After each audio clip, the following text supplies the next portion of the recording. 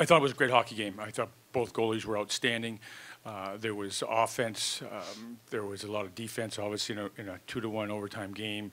I thought both teams played really hard. I liked our compete level. I thought from beginning of the game right through to each period, we played really well. I thought we got in the forecheck really well and created a lot of scoring opportunities. Ottinger played well. We had more shots than they did, but they had some really quality saves. And, Preems made 2 big, breakaway saves on a kid who's pretty good, and Farabee there. And, our guys just stuck to it the whole game and bought into our game plan. And, we talked about it the last week or so. Let's find a way to win, and we found a way to win. And it was a great play from Davies to Mads for the breakaway goal. So really proud of our guys. That's a really good BU team, and we've been, not getting the results we've wanted the last few games, and tonight was a real big emotional lift and win for our team. So, we'll cherish this one for a few hours here tonight, and get back at it, tomorrow for a league game, and then we'll be back here next Monday. Questions for Caden or Tyler?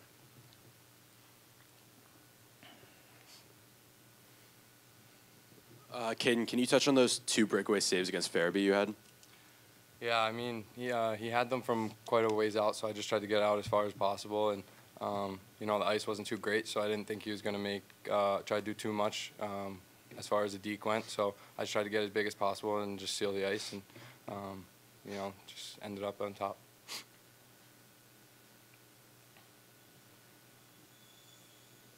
Tyler, what's the motivation or inspiration behind these goal celebrations that you have in these big games? I don't really know. I mean, I just kind of make them up as I go. It was a little warm out today, so I wanted to create a snow angel on the ice. So.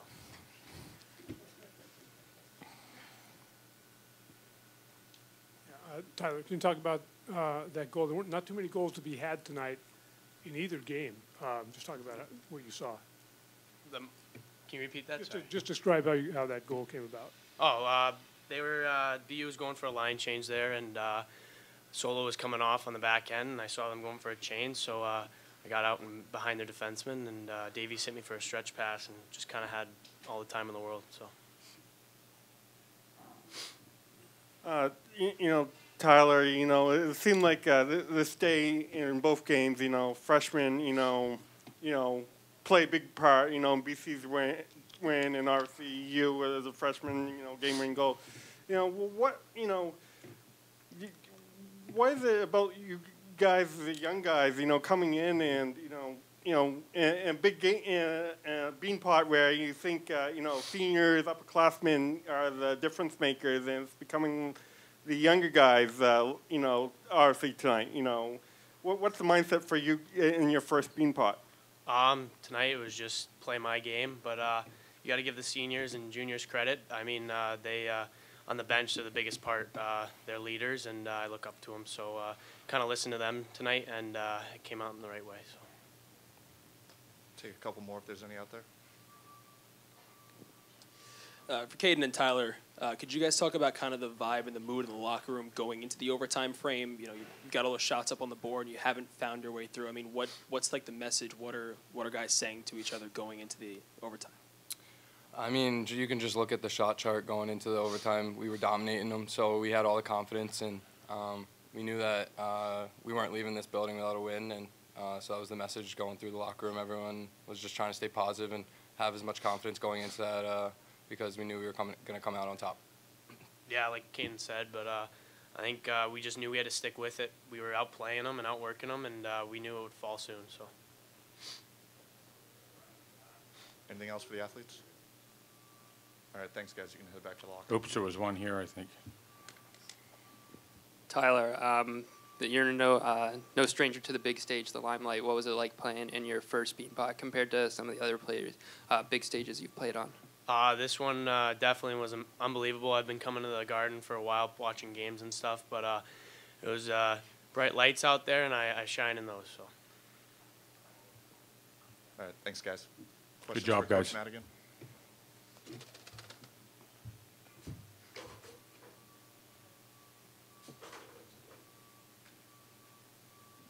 Coach, can you touch a little more on the goalie battle you saw tonight between Caden and Jake Ottinger? Yeah, they were both really good. They were tracking pucks really well. There was some screens in front of both of them, and they were able to find pucks. That's a sign of a good goaltender.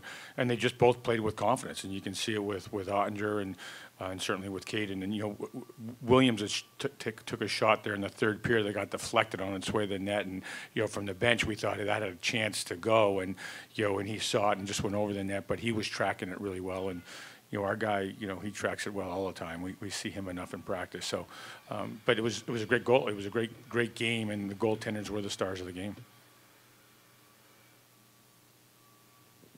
Coach, can you talk about what kind of confidence maybe Tyler has gotten from, you know, the World Juniors and the 3 goals he had there? It seems like he's, you know, stick handling and just playing with a little bit more confidence.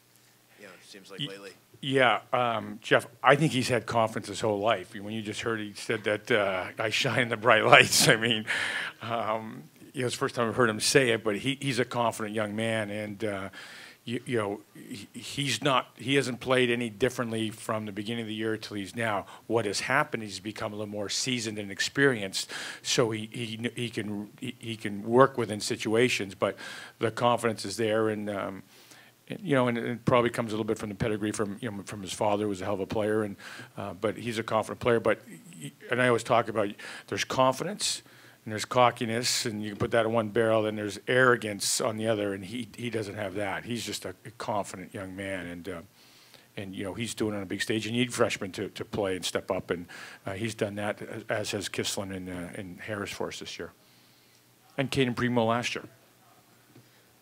Coach, was it different preparing for this year's Beanpot compared to last year's, knowing that you don't have to worry about trying to throw a 30-year-old gorilla off the back of not winning in a while and just trying to go out and play good hockey instead?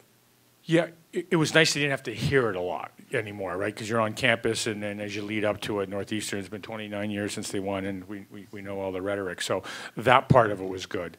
And the players last year had the experience of winning, but that was last year's team, not this year's team. So, you know, one of the kids put down on the thing, you know, no pressure, no diamonds, no pressure. You know, so they know that, hey, this is an opportunity for this year's team, you know, to come together and bond and have that experience. And so, you know, it's a quick turnaround though when you go from Friday night playing and then you kind of have to give a little bit of Saturday off, and then Sunday you practice, and then you're playing on Monday. Now, we're all the same, BU, BC, Northeastern, Harvard, but it's a quick turnaround, so you only start focusing on the Beanpot on Saturday morning. So, you know, that part of it was good. I went out Saturday night to with some of my teammates, but I didn't play on the 80 team, and they hosted they had the 1980 Beanpot tape from ESPN in 1980. ESPN didn't start till 1979, and I watched it.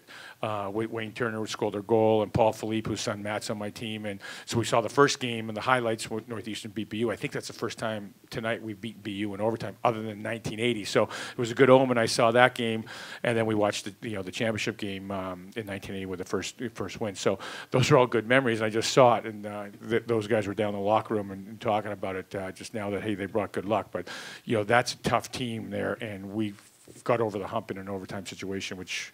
You know, I've been at this podium here a few years ago, and probably not answering the questions the right way, but and losing, you know, an overtime game.